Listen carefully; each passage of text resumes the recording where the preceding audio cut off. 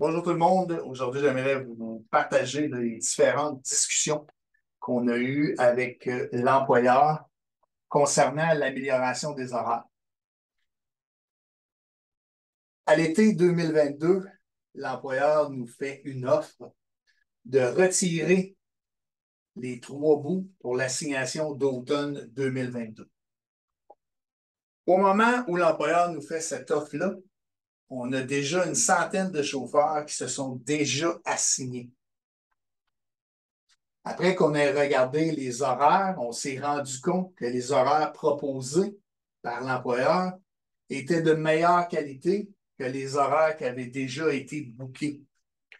Donc, on a dit à l'employeur, ben, on est d'accord avec ton offre à condition qu'on puisse reprendre l'assignation du début. Bien sûr, l'employeur ne voulait pas, il n'était pas prêt à reprendre le booking. On a conclu en demandant à l'employeur ou en l'invitant à refaire cette offre-là pour l'assignation d'hiver 2023, bien sûr en sachant qu'il n'y avait rien de garanti. On se transporte au mois d'octobre 2022. Le 5 octobre, on a notre rencontre pré-dépôt. C'est une rencontre où l'employeur nous partage les nouveautés et les changements sur l'assignation à venir. À la fin de la rencontre, le comité d'assignation pose la question suivante. Outre les temps ajoutés sur certaines lignes et les bonifications de temps de déplacement en transit, il est où le wow dans le booking? Il est où le vent de changement qu'on nous parle quand il s'agit des horaires? On comprend que le comité des horaires du futur est encore en activité et le syndicat encourage cette démarche-là. Mais pour être honnête, les gens s'attendaient à un plus gros changement dans les horaires d'hiver. Ça, c'est ce qu'on partage à l'employeur. Suite à ça, bien sûr, l'employeur a voulu nous rencontrer.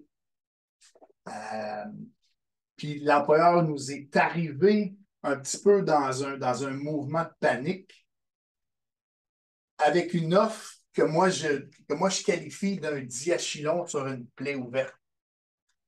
Une solution temporaire à un problème permanent. Le danger avec une solution temporaire quand on s'apprête à commencer des négociations, c'est quel impact ce changement va avoir. Est-ce qu'en tant que syndicat, on vient d'affaiblir notre position si on décide d'aller de l'avant avec l'offre patronale? Bien sûr, on a contacté notre conseiller pour qu'il nous partage son expérience et nous en sommes venus à la conclusion avec le reste de l'exécutif que pour le moment, ça ne serait pas notre avantage de choisir une solution temporaire. On a quand même proposé à l'employeur une solution que nous, le syndicat, on juge plus permanente. On a invité l'employeur à payer les 12h30 d'amplitude selon la convention collective. C'est-à-dire, selon l'article 1402, qui dit qu'après 12 heures d'amplitude, l'excédent d'amplitude devrait être payé en temps supplémentaire. L'employeur, actuellement, pense être dans son droit de faire les choses de cette façon et bien sûr ne donnera pas suite à notre proposition. Pour les plus nouveaux, historiquement, les 12h30 d'amplitude font partie de la convention collective depuis la convention 2009-2014 et on a ce texte-là à l'article 1501C. Les 12h30, c'est le gain que l'employeur a fait sur la demande syndicale que le président soit libéré à temps plein aux frais de la société. Malheureusement, depuis son entrée en vigueur, le syndicat ne s'y est opposé, ce qui a eu pour incidence de créer une pratique courante. Maintenant, la seule façon de faire cesser une pratique courante, c'est de demander à ce que cette pratique-là cesse et le moment pour le faire, c'est dans une négociation. Et c'est ce qu'on s'apprête à faire là, dans les prochains jours. Donc, en conclusion, maintenant, vous connaissez l'essentiel des discussions qu'on a eues avec l'employeur.